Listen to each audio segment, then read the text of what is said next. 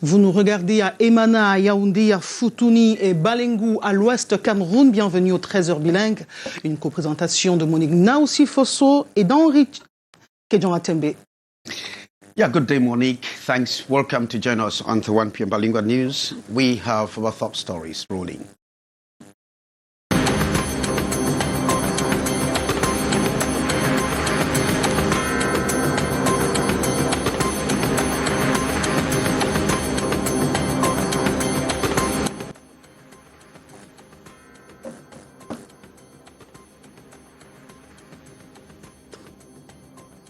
Woman murders sister-in-law. Homicide in Yaoundé as woman kills sister-in-law for money. We are going to have an update of this ritual killing. Plusieurs jours que le gaz domestique se fait rare chez des distributeurs à Yaoundé, que ce soit dans les stations ou chez certains revendeurs, ce liquide inflammable manque à l'appel. Pénurie ou retard de livraison. Les réponses dans ce journal. And one of the world's longest river, Yangtze, drying up and, of course, revealing the effect of climate change. China is experiencing a very serious heat waves. Fin des derniers contentieux électoraux à la FECAFOOT, le TAS, tribunal arbitral de sport, dit le droit en faveur de Samuel Eto'o-Fils, porté à la tête de la Fédération camerounaise de football en décembre dernier. Le litige portait sur l'affaire 8456 qui opposait la FECAFOOT à 44 membres de l'Assemblée générale de 2009. Les adversaires annoncent un appel en Suisse.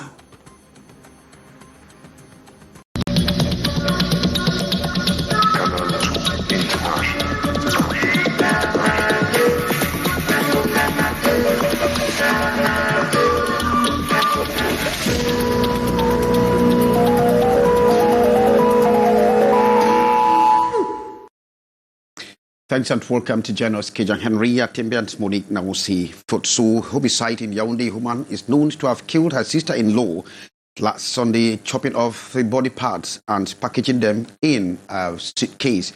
In fact, the crime suspect was arrested after trying to pack out from a hotel in Biamasi, Yaoundé. According to reports, the body was supposed to be sold for 5 billion CFA francs to settle her 4 billion debt, as she's owing some meeting or some thrift organizations. We have the details with Beatrice Ngamu from Yaoundé. It all started last Sunday evening at around 8:30 p.m. when the two ladies, a woman and her sister-in-law, checked in a hotel at Acacia in the Biamasi neighborhood in Yaoundé. After enjoying their drinks, small Guinness and gin tonic respectively, they both headed for room 201. The hotel officials were taken aback when this lady was leaving with a heavy suitcase from the back door Monday at around 8 p.m. Efforts to help her and her supposed foodstuff met heavy resistance. Curiosity steps in, and she was stopped by the roadside, struggling to catch a cab. Question on content of her heavy package continued, and at one point she stopped talking. The forces of law and order were alerted, like the gendarme captain who was passing that way pushed her to the blatant truth. She burst it out, saying, "It is my sister-in-law who is inside the suitcase." C'est ça que vous voulez voir parce que ma belle-sœur qui est dans la valise. C'est-à-dire que la dame avec qui je suis entrée à l'hôtel. At that level, she was taken back to the hotel for verification and the replay of the scene to the shock of the onlookers. With her operation tools, she went to work using knife, machete, pistol. Le couteau, la machette aiguisée et un pilon. All this because of money. She said she's owing her husband family meeting the sum of 4 million CFA francs.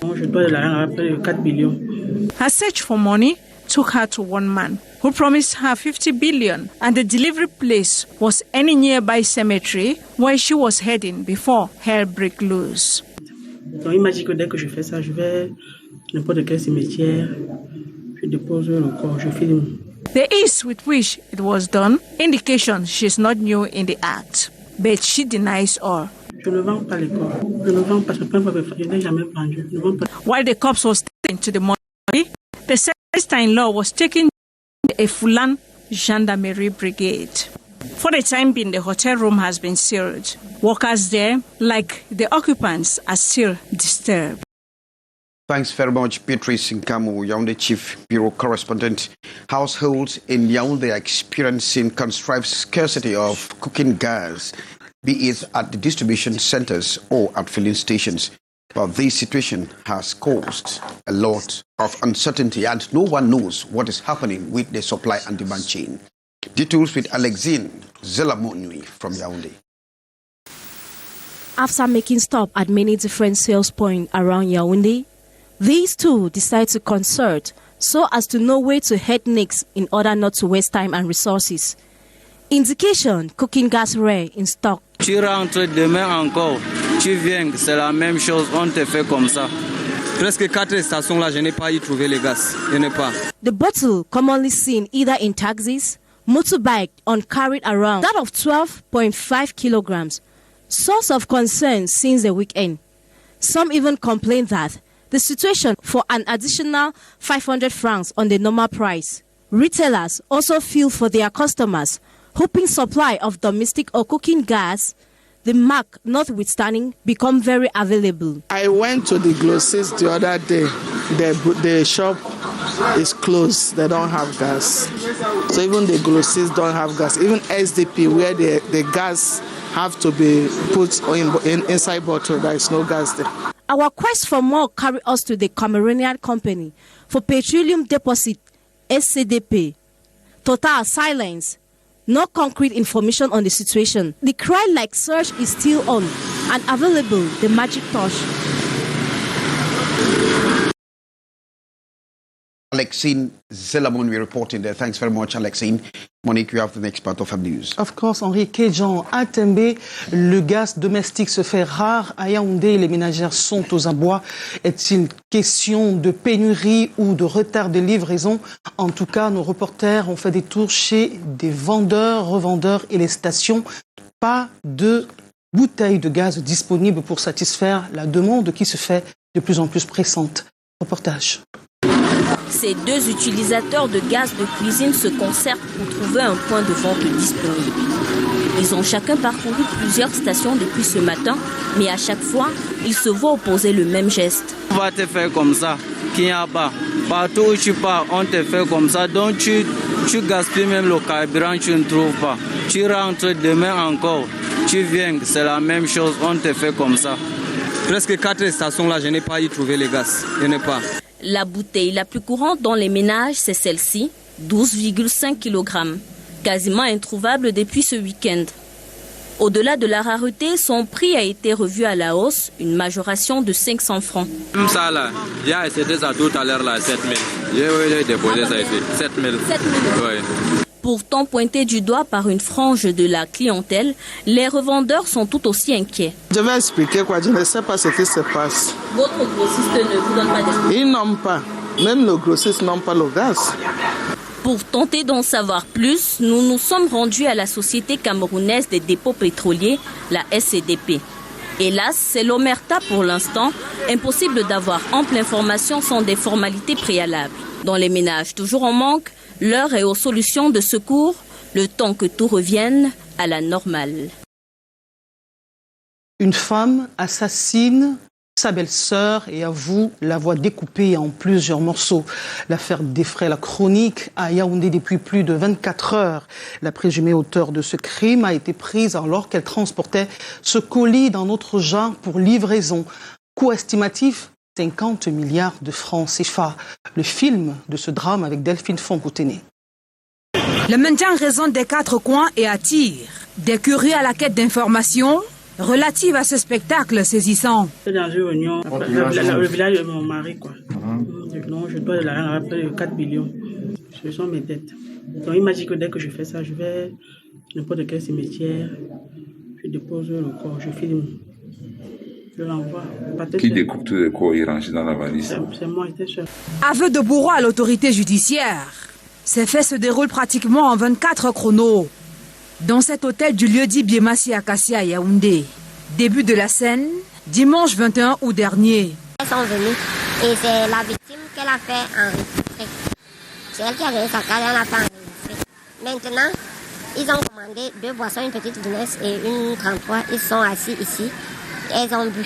Maintenant, quand elle monte, elle a commencé à faire semblant comme si elle avait froid.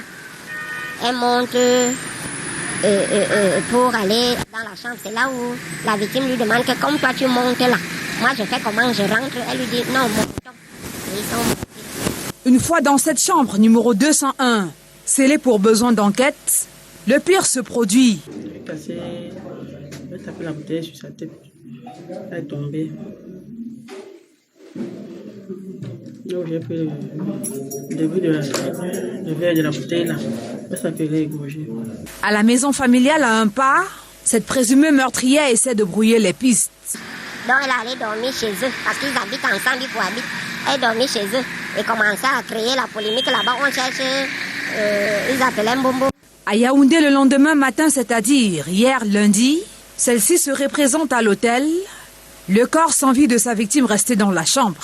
Elle est venue reconduire la chambre le matin et dit qu'on ne fasse pas le ménage.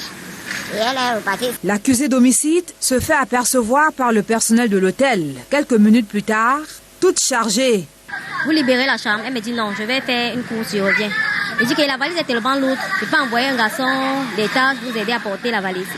Elle me dit non, ça va. Je dis que non, ça va. Mais la valise est lourde. Laissez, on vous fait transporter la valise. Elle dit non. Quand elle descend l'escalier, je dis à mon collègue avec qui j'étais, je suivais la dame là, je vais aller dire au patron qu'il y a une dame qui transporte une valise lourde. Et c'est suspect parce que l'eau suinte à l'intérieur de la valise. Même en présence du top management de cette structure hôtelière, la dame en question s'oppose à l'ouverture de sa valise. Elle nous fait comprendre que c'est sa nourriture, qu'elle a les vivres frais, qu'elle part à l'aéroport. Je lui demande s'il y a un vol à cette heure-ci. Et en même temps, la valise cherchait à s'ouvrir des deux côtés. Mais comme elle était solide, ça restait quand même, elle passait le temps à appuyer. Les forces de défense et de sécurité appelées en renfort. Quand le copain me dit que j'appelle donc, on vient te porter ta valise et ton te met, on va aller ouvrir à la brigade. Elle dit que c'est sa belle-sœur qu'elle a découpée, elle l'a mis dans la valise. Les autorités descendues sur les lieux au cœur de cette nuit pour faire le constat. Elle avait nettoyé, mais il y avait l'eau par terre et tout. Elle a couvert, comme il y a les miroirs au niveau des murs, elle a couvert le miroir du drap. Celle qui est reconnue ici comme ancienne riveraine du quartier est appelée à la reconstitution des faits. Elle a sectionné le cou, elle a sectionné le sexe, elle a bien coupé les articulations, bien tapé, ramolli le corps pour qu'elle mette dans la valise. Une valise, de la marchandise qui devait être livrée hier soir dans un cimetière de la place à hauteur de 50 milliards de francs CFA. Apprend-on. Le corps morcelé de Mbombo, comme on l'appelait affectueusement, est gardé, et sa belle-sœur en exploitation à la compagnie de gendarmerie des Foulanes. Une affaire à suivre. Henri Kedjan Atembe, you have the second part of the news. Pathetic indeed. Producers of local flowers have constituted themselves in a national platform to seek lasting solutions or mechanism of increasing production to meet the high demands of Cameroonians. They are currently meeting in Yaoundé for their Pioneer General Assembly to evaluate the realities on the ground while urging the government to address their numerous difficulties. High-Cinchia reports from Yaoundé. The exorbitant prices of wheat flour in Cameroon remains a major concern. The coming together in this constitutive General Assembly of the platform of local flour producers in Cameroon is to boost home production and limit the fabulous sums of money spent on its importation. Ça va résoudre le problème. This will solve the problem of importation of wheat flour, which today represents over 180 billion CFA francs. Dans notre pays. Presiding over the opening of the platform, the Minister of Economy, Planning and Regional Development, alongside 4 other government ministers, challenged the producers to form a strong force to meet the high demands of Cameroonians. I would like to urge all the promoters, all the participants, all the members of this platform to combine, to join their efforts, to be able to produce more, create more jobs, to ensure our self-sufficiency, because our capacity to promote agriculture, our capacity to develop, to industrialize based on agro-industrial project is huge. But the difficulties hindering the large-scale production are still very much present. On a besoin de machines, de tracteurs. We need machines, tractors, fertilizers, because it is not easy to produce manually. And you know the youths of today cannot work physically on the farm as we used to do in the olden days. And here are the samples of the flour produced from potatoes, maize and cassava. Tyson, Vera Songwe has resigned from her position as the United Nations Under-Secretary of General and, of course, the Executive Secretary for the United Nations Economic Commission for Africa. According to insiders, the Cameroonian economist is moving on or to an organization with bigger resources. Sherifa Saleh reports. Vera Songwe has announced her resignation as the United Nations Under-Secretary General and Executive Secretary of the Economic Commission for Africa, UNECA. Dr. Songwe broke the news Monday in the course of a virtual meeting regrouping UNECA employees and partners. According to insiders, the Cameroonian economist is moving on to an organization with bigger resources. The identity of her next destination and job description will be known via an official statement expected in September. In a recently published write-up, Songwe saluted the UN for helping her broker a deal between Russia and Ukraine last month to unblock grain exports from Black Sea ports and de-escalate a looming global food crisis. The 54-year-old banking executive has worked for the World Bank since 1998 and in 2015 became Western and Central Africa's regional director for the International Finance Corporation. She is the first woman to head the UN's Economic Commission for Africa at the level of Under-Secretary General. We continue to plead. Well, thanks. That's Sherifa reporting there on the Rick's edition of Vera Songwe. Monique, we are talking back to school. Yes, Henri Kedjan-Atembe, ambiance de rentrée scolaire. Aujourd'hui, nous faisons un focus sur les uniformes des élèves.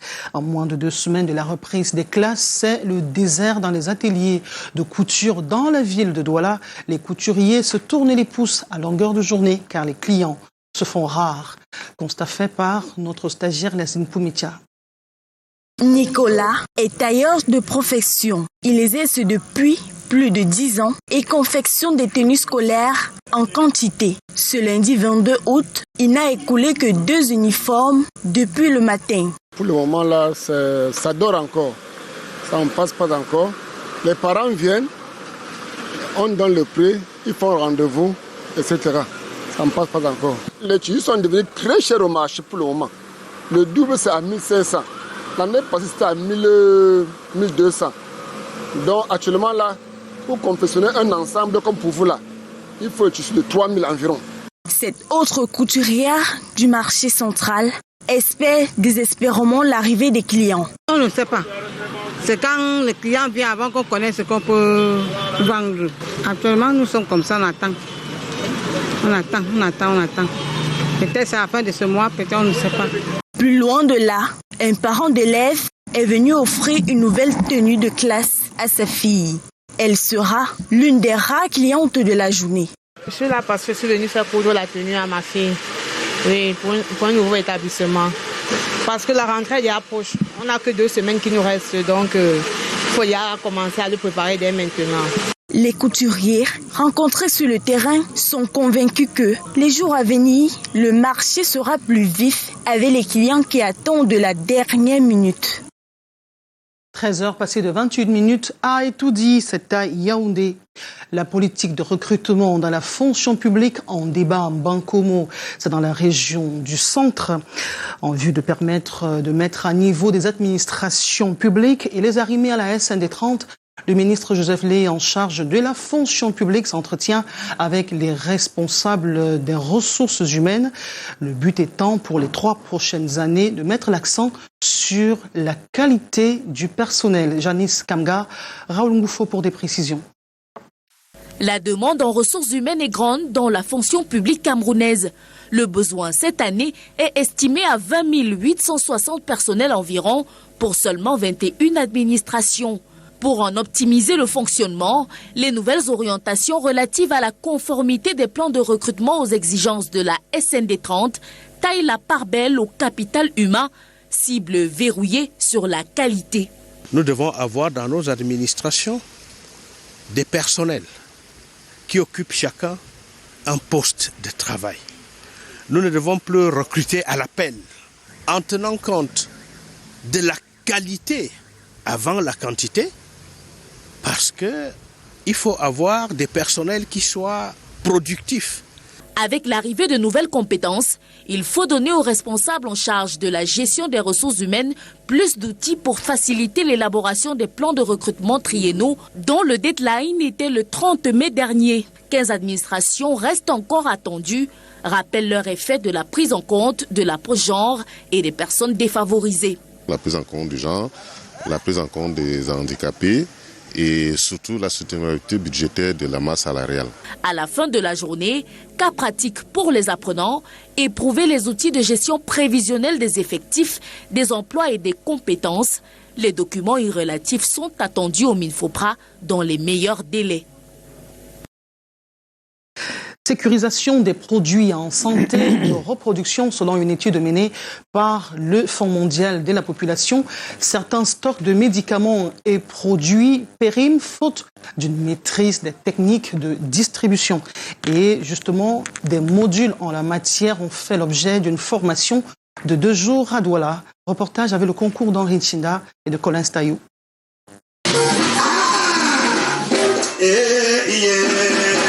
C'est en présence d'un grand public en mouvement que l'artiste David Baliaba présente son nouveau bébé, Sanzabanto.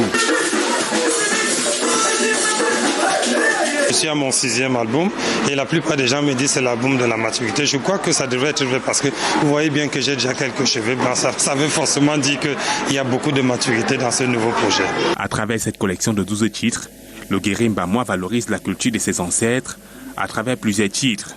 Okudumbame, Yono Africa, Léa Ndoti au Cameroun et bien d'autres. Et ou appeler l'élite mbamboise, tous ceux qui savent, qui peuvent appuyer la culture pour que ce projet ne puisse pas disparaître. Pour cette soirée dédicace, le public n'a pas boudé.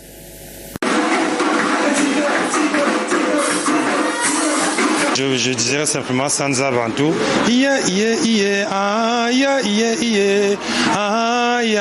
C'est le cri des ancêtres. Toutes nos excuses, vous avez été servis par une randonnée culturelle. Nous reviendrons dans nos prochaines éditions avec cette formation qui permet aux professionnels de la santé à mieux distribuer des stocks de médicaments. Henri Kédian. With less than 2 weeks to the start of the 2022-2023 academic year, a humanitarian organization, the Bisong Foundation in Buda, West region of Cameroon, has taken measures to make sure they put smiles on the faces of underprivileged to have a school resumption hitch-free. Members of the foundation have handed school kits and some items, food items, to the Good Samaritan orphanage in Babiti, West region of Cameroon. Titles with Ambo Gladys Diba. The electoral process that culminated in Samuel Eto'o being catapulted. Well, sorry, we're expecting a report there from the Good Foundation, a report, of course, on the handing of some school needs to an orphanage. Unfortunately, we may not be having that, but let's move over to our sports page. Samuel Eto'o fees and members of his executive at the Cameroon Football Federation can now heave a sigh of relief after the Court of Arbitration for Sport Tuesday nullified a lawsuit that sought to illegitimize his position as the president of the National Football Governing Body. Details with Taruki Divine, Ramsey Jr. The electoral process that culminated in Samuel Eto'o being catapulted to the helm of the Cameroon Football Federation will not be nullified, at least not in the foreseeable future. That's the major fallout from a ruling issued Tuesday by the Lausanne-based Court of Arbitration for Sport CAS. It followed several months of a seemingly unending judicial process whose bottom line resided in the legitimacy of the currently serving Fecafoot executive. In other words, the CAS verdict ratifies a convention reached on March 31 this year by Ito and a caucus including 44 attendees of the 2009 General Assembly of the Federation. Resolutions from that meeting included a request for the CAS to simply knock off the case. So, simply put, the Court of Arbitration for Sport has kicked out the lawsuit seeking the ejection of Ito from the Fecafoot presidency to make room for fresh elections as sought after by opponents including the Henri Claude Bala Ongolo Consortium of Plaintiffs. While Ito and co have thus been heaving sighs of relief, die-hard opponents including the likes of Abdul Rahman Baba have vowed they will appeal the verdict via the Swiss Federal Court. Monique, you have the next part of our news. Yes, Henrique et Jean Atembe, à la suite de ces sentences du tribunal arbitral de sport, des réactions se sont succédées, eh bien, certaines, soit pour féliciter, d'autres pour fustiger l'issue de cette bataille juridique. Le résumé des réactions après cette annulation des poursuites par Titi Freeman et Collins Taillou, ce sera dans nos prochaines éditions. Vous complétez l'information, Henrique Jean Atembe, par cette information. And China has begun experiencing the first real impact of climate change after severe heat waves caused part of the Yangtze River, that is the third largest river in the world, to partially dry up. Elsewhere in Sudan, flash floods have left over 50 people dead. Let's get a roundup of our international briefs with Divine Taruki. An unprecedented drought has caused some rivers in China, including parts of the Yangtze, to dry up, affecting hydropower, halting shipping and forcing major companies to suspend operations. A nationwide drought alert issued on Friday blames the situation on a severe heat wave in China's heavily populated southwest, and current forecasts indicate the trends will continue well into September. The Yangtze is the world's third largest river, providing drinking water to more than 400 million Chinese people, and is also the most vital waterway to the country's economy. At least 52 people have been confirmed dead after torrential rains provoked massive floods in Sudan's River Nile state. Thousands of homes and farmlands have been wrecked, and people are currently sifting through the wreckage to gather whatever they can for survival. In the inundated Makailab village, some 400 kilometers north of the capital Khartoum, residents lament the destruction the water has left behind and fear that the rains could just be the start of an even worse autumn to come. French President Emmanuel Macron begins a 3-day official visit to Algeria Thursday. Sources at the Élysée say discussions with his host counterpart will be oriented towards the future. Macron is seeking to rebuild a lasting relationship damaged by months of tensions between the two countries. The visit will be the second for Macron in Algeria since his election in 2017, and insiders say it additionally aims to lay a foundation to refound and develop the relationship between Paris and Algiers. And Taruki Divine rounding up with the news, the 1 p.m. bilingual news. We want to thank you, but coming up after the news will be a report or an advertorial on the Bison Foundation that puts smiles on the faces of needy as schools will open the doors in less than 2 months. From all of us, it's goodbye. Goodbye, Monique. Goodbye, Henrique Jean Atembe, mesdames, messieurs. Merci de nous avoir suivis comme il est de tradition tous les jours à 13h. Nous vous donnons rendez-vous demain à la même heure avec le même plaisir. Restez en compagnie des programmes du Canal 2 International.